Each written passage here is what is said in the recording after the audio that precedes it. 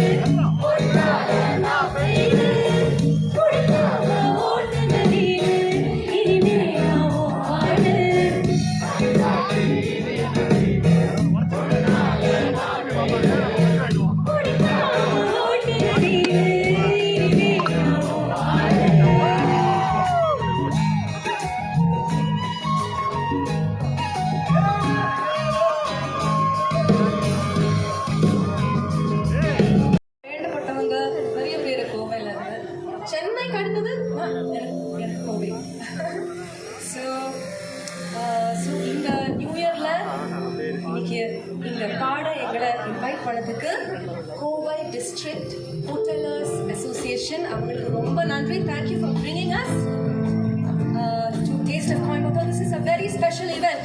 ஏன் தெரியுமா?